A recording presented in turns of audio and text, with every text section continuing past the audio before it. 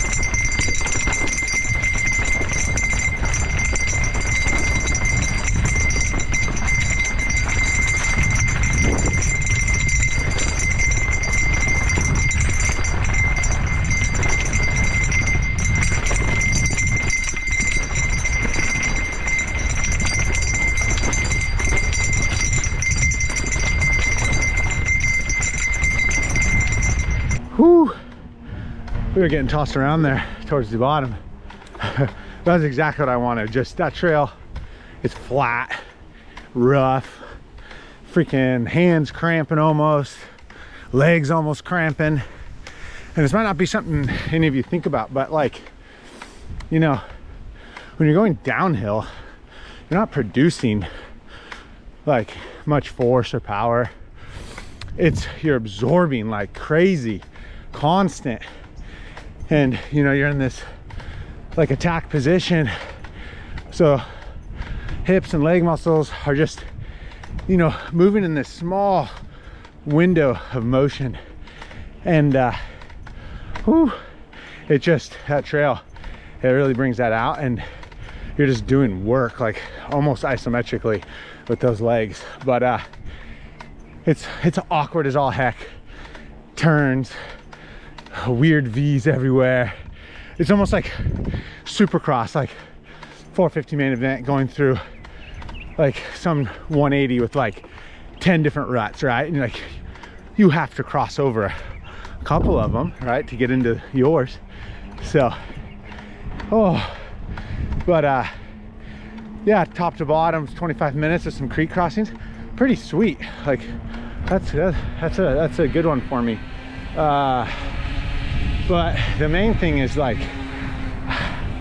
with the way life is right now, I just don't get to do like, you know, this amount of time all at once. And you know, it scares me a little bit for Sea Otter, because it's like go from riding like three times a week to going, you know, 4 days in a row. So I'm a little worried about cramping, but I think that's just going to be me regulating myself, like, you know, not putting it all out until like race time. So super stoked with how I feel, super pumped with how the stationary bike intervals are going, because this ride's a big ride, and I feel good. Go home, do yard work and a few other chores. So we're rolling. We're like just under a month out, so it's coming. Getting stoked, more stoked. Good morning. Second day of riding in a row. I haven't been able to say that in a very long time, but super stoked. Feel good after riding the rocks yesterday. I thought my fingers and hands were gonna be feeling it, but it's not bad at all. So it's gonna be sweet. Let's see, daylight savings time today, or last night, midnight. I thought we voted not to have that anymore, but you know how that goes. So yeah, the morning came a little quick, but sweet. More daylight towards the end of the day, which is gonna be awesome. So yeah, gonna go meet up with a few dudes and go have some fun on a trail again that I haven't ridden in I don't even know how long, a year or so. So it's in the back country, and it's just like a up and down, but it's really fast, which, you know, yeah, the downhill at Sea Otter's fast to me.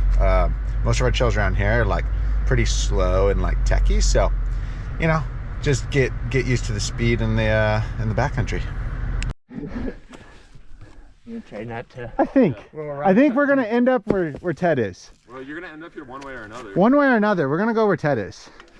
I was just thinking that rock right there. I think we're gonna end up here, and I think that rock's gonna hurt our. Oh shit! Oh. I don't know, Dave. You think you can get up there? I think you could. You know, maybe not. Maybe. What if I get rid of this rock? We could go this way. You know what I mean? Yes. Yeah. Perfect.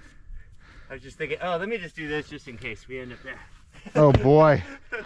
Boys and girls, I'm on my small bike. Small bike. Oh. We got it.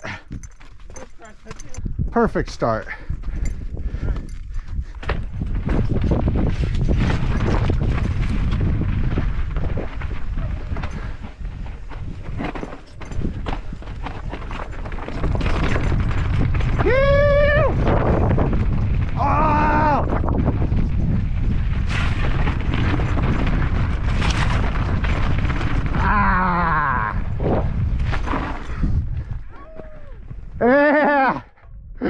That was so fun.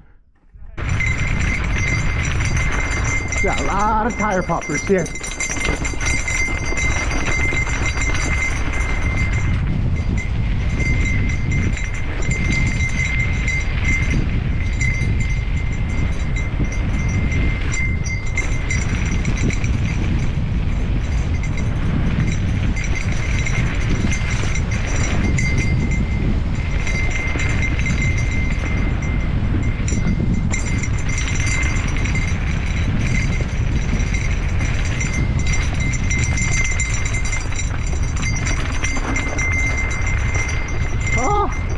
Traction. Love it.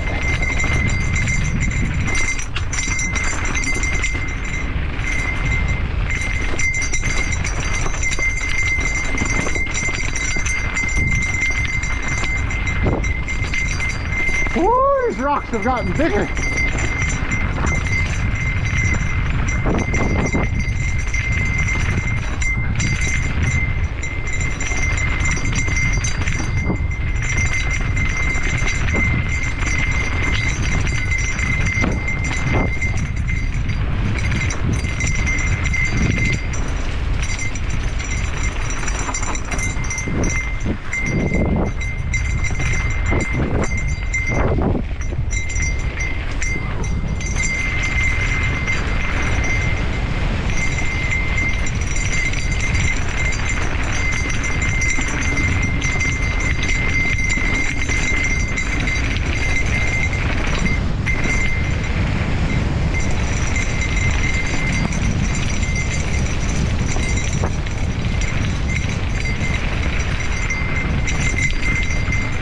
That was a little, couldn't read that right there. I should have hopped it.